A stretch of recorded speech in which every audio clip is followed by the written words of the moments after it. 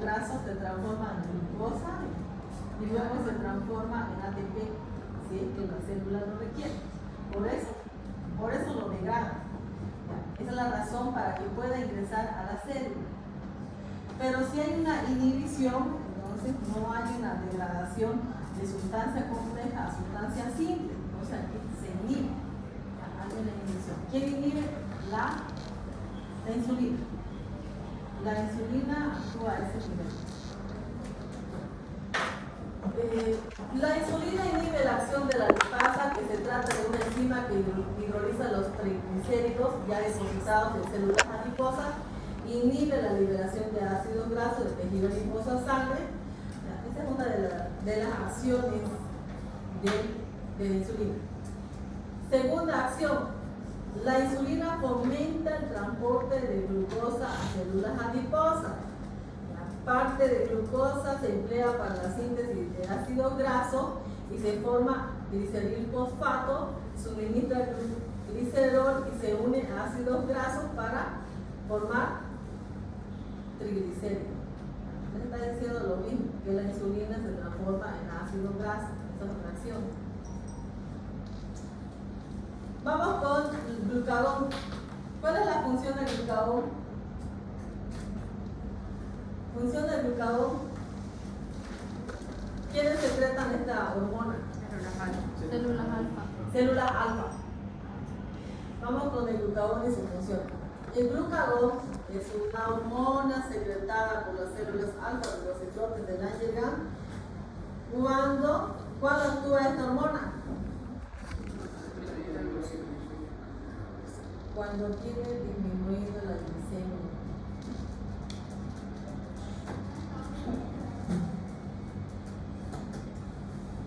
Cumple las funciones opuestas a la insulina. El glucagón eleva la concentración sanguínea de glucosa. Efectos sobre el metabolismo de la glucosa.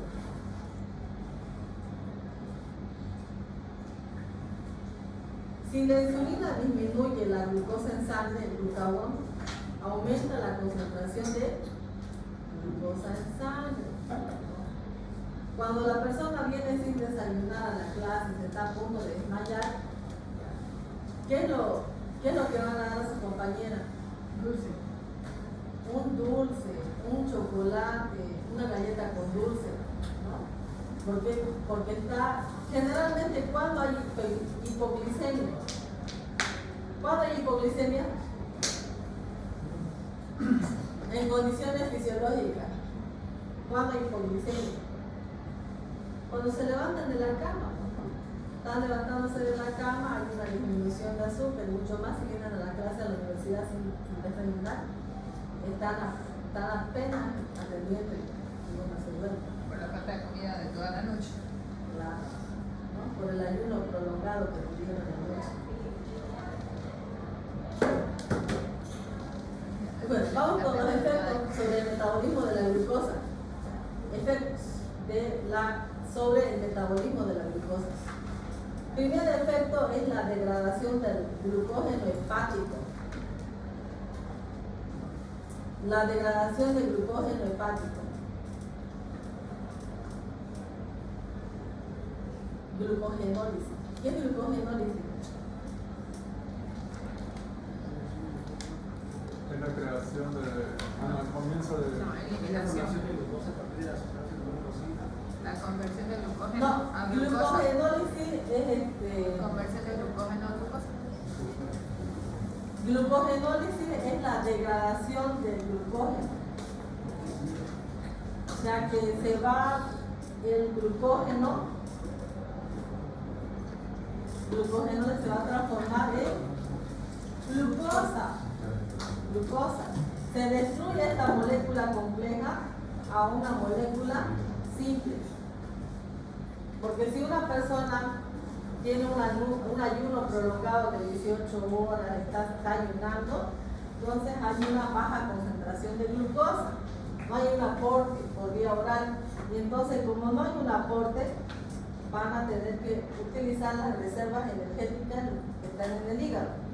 Y si se acabaron las reservas energéticas en el hígado, se ataca a los lípidos. Si se acabaron los lípidos, se ataca la proteína, porque a partir del lípido y proteína se puede obtener lo que se llama el ATP.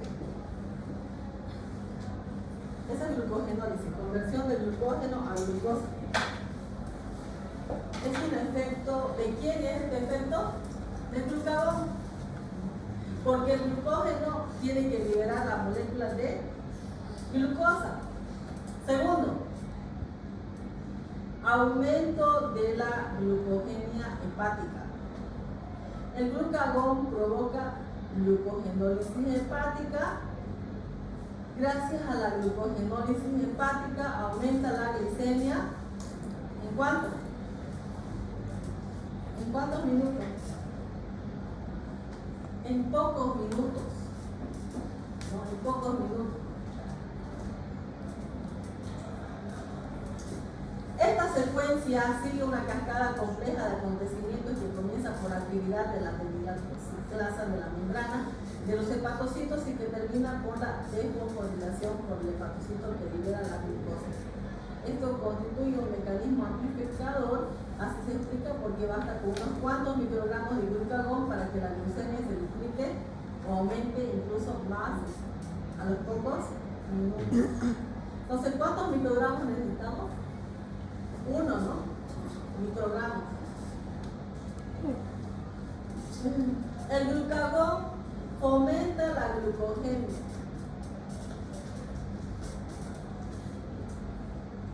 Yo no tengo esta palabra en bioquímica con otra palabra. Gluconeogenia. Gluconeogenia, que eso lo llamamos gluconeogenia.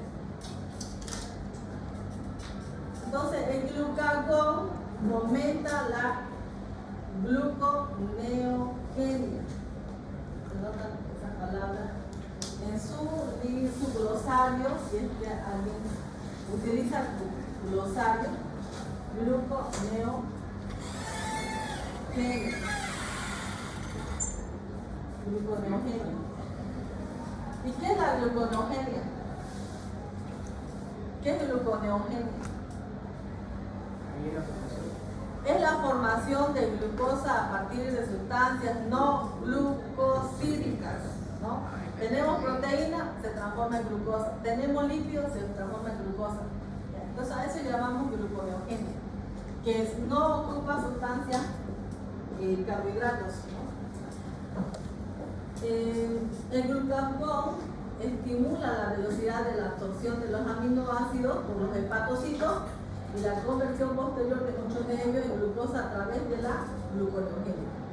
Otros efectos, ¿cuáles serán los otros efectos? Efectos, ¿quién quiere leer? Voluntario.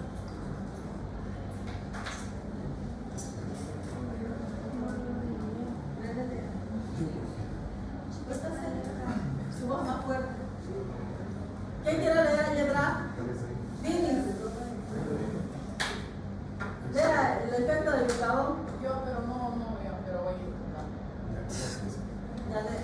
Ya, estimula la contracción cardíaca, aumenta el flujo sanguíneo de algunos tejidos, en especial los riñones, favorece la secreción biliar, inhibe la secreción de ácido clorhídrico por el estómago.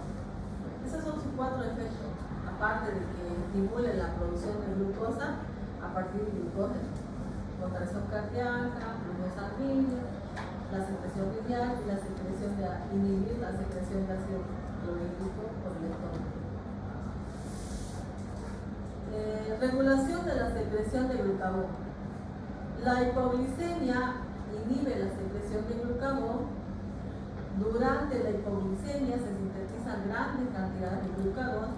Este incrementa a su vez la producción hepática de glucosa y actúa como factor corrector de la hipoglicemia. El incremento de los aminoácidos en la sangre estimula la secreción de glucagón. Se estimula después de una comida rica en proteínas, sobre todo en aminoácidos, alanina y adenina. El ejercicio. Si usted hace ejercicio, estimula la secreción de glucagón.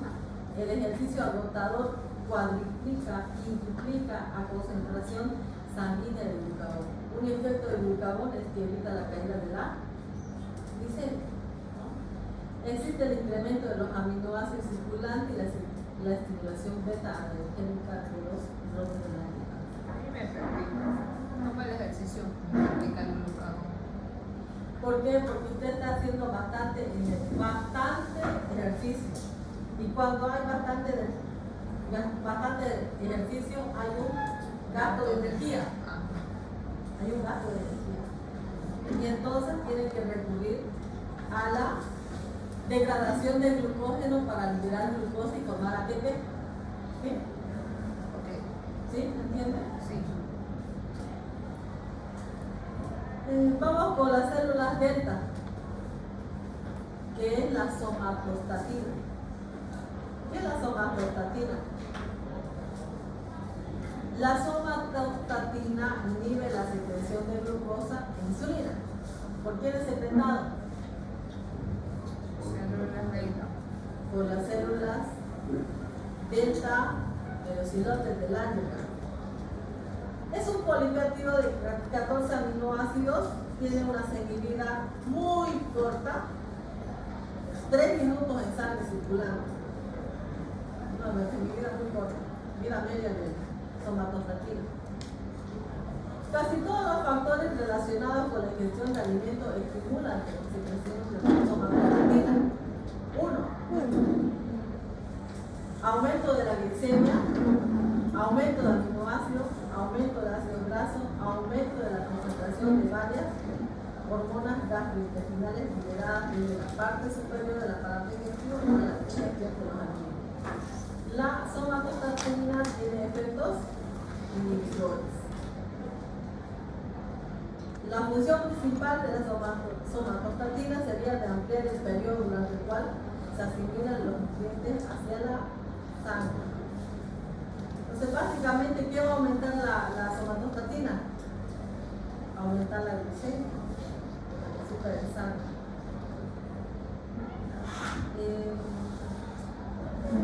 Resumen de la regulación de la glucemia.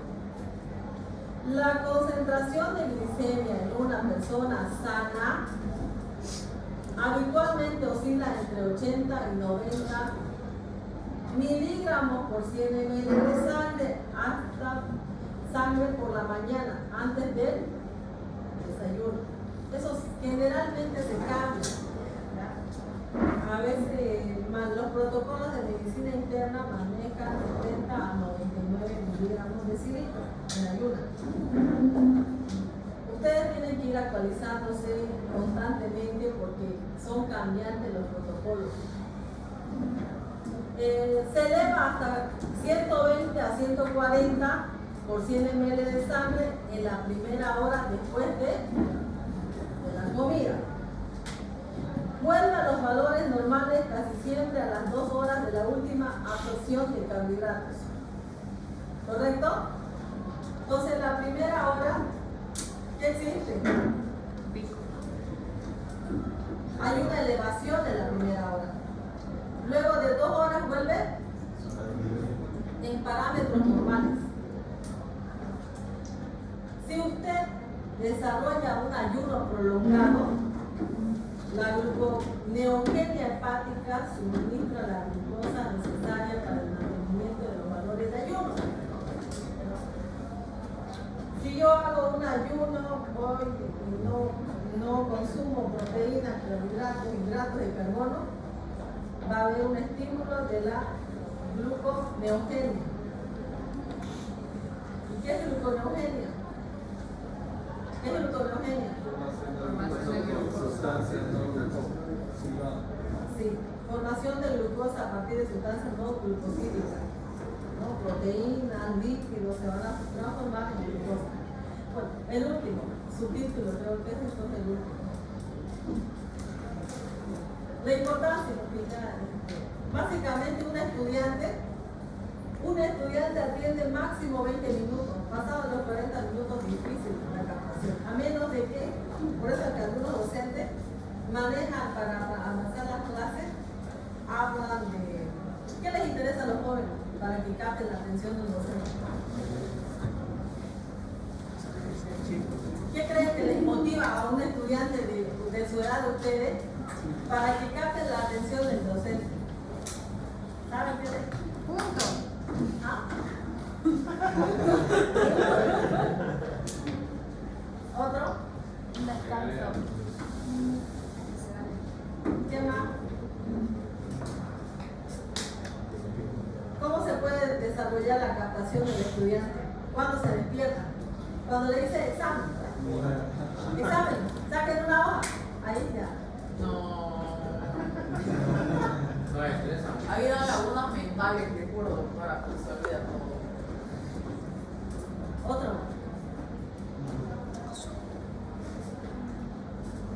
¿Qué le llama la atención?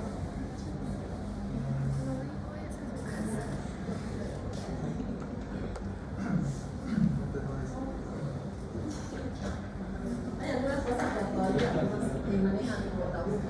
Bueno, vamos con la penúltima diapositiva. Importancia de la regulación de la glucemia. Glucemia.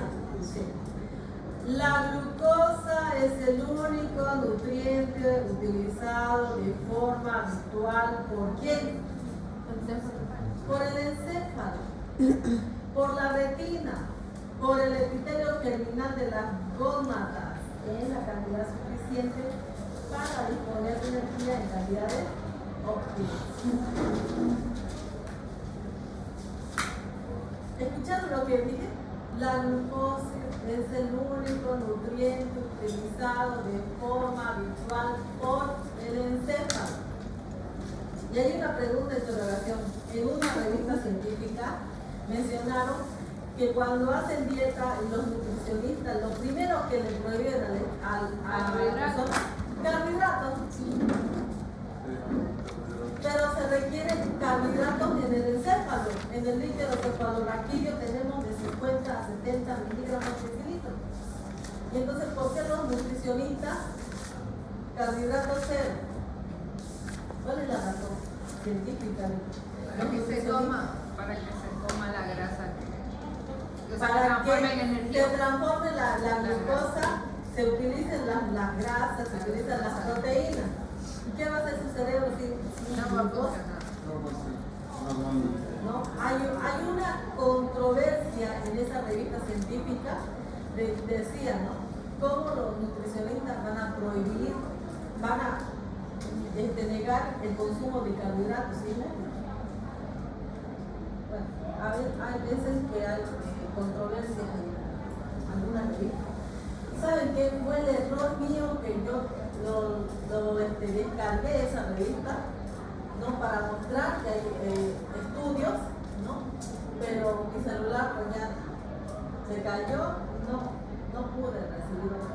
Buscar la información en el internet es bueno investigar, busquen revistas científicas, es interesante imbuirse de conocimiento. Bueno, la glucemia no se eleva en exceso por 4 motivos. ¿Por qué no se eleva? La glucosa puede ejercer una presión osmótica intensa en el líquido extracelular y se aumentará hasta los valores exagerados, provocaría una importante deshidratación celular. Generalmente la glucosa puede estar ejerciendo una presión osmótica. ¿Dónde? ¿Dónde tenemos glucosa? En el hígado. Pero en la célula, en el líquido extracelular o en el intra. En el extra. En el extra tenemos biomoléculas, proteínas y hidratos de carbono. Si aumentara estos valores exagerados, provocaría una importante deshidratación celular, porque aumentaría la concentración. Entonces la glucosa ejerce una presión osmótica para mantener los niveles de glucosa normal. Segundo, cuando la concentración sanguínea de glucosa es excesiva, se produce pérdida de esta por ¿dónde? Por la orina. ¿Esto es cierto? ¿Es cierto? ¿Cuánto es la glucosa en orina? Para todo el grupo. Pregunta, ¿cuánto es la glucosa en orina? ¿Cómo se denomina la glucosa en orina? ¿Recuerda? Nosotros teníamos más o menos. ¿Será que la glucosa se atraviesa lo que son los túbulos renales? No debería, digamos. No debería, a menos que haya A diabetes. menos que haya diabetes. Sería una patología. Sí. Correcto. La glucosa no se elimina por orina. La glucosa en orina es 0, 0, 0, 0, 0. A menos que sea una persona diabética y esté con una insuficiencia renal donde prácticamente el riñón ya no sirve. Entonces la concentración sanguínea de glucosa, si es excesiva, se almacena, que no se elimina. Se almacena en el hígado, se almacena en el tejido muscular, se almacena en el tejido adiposo, pero no se elimina.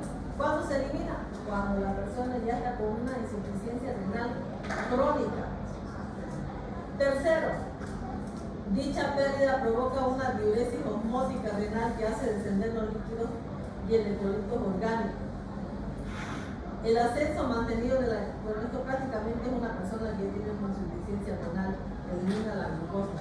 El ascenso mantenido de la glucemia causa daños en donde, en muchos tejidos, sobre todo en los vasos sanguíneos.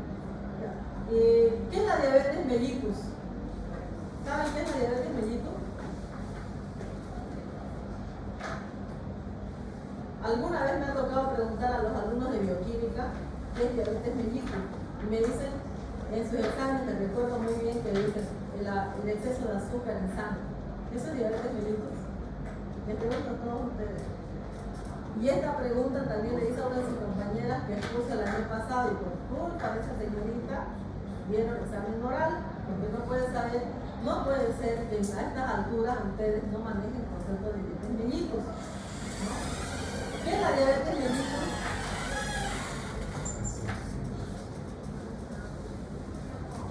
¿Qué dice la diapositiva? Es un síndrome metabólico. Eso es la diabetes mellitus, no es una hiperglicemia. Según en los protocolos de medicina interna, los diabetes mellitus es un síndrome metabólico caracterizado por la alteración del metabolismo de carbohidratos, grasa, proteína, por falta de secreción de insulina o bien por disminución de la sensibilidad de los tejidos a esta hormona. Ese es el concepto. No existe otro concepto igual. ¿No? Cuando ustedes hablan de aumento de azúcar, eso se llama hiperglicemia, pero no es diabetes mellitus.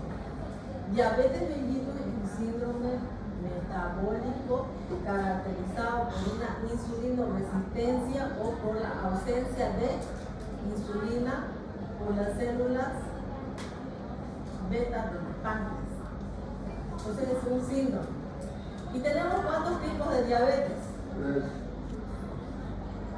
Pero en el libro menciona 2. Diabetes tipo 1 y 2. ¿Cuál es la tercera? La diabetes gestacional, que es una diabetes transitoria, no es muy frecuente. Bueno, diabetes tenemos tipo 1 y diabetes tipo 2. La diabetes tipo 1, también denominada insulinodependiente, se debe a la falta de secreción de insulina. Prácticamente estas personas de diabetes tipo 1 ya nacen así, ¿no? Y cuando ya son jovencitos tienen que estar inyectándose insulina.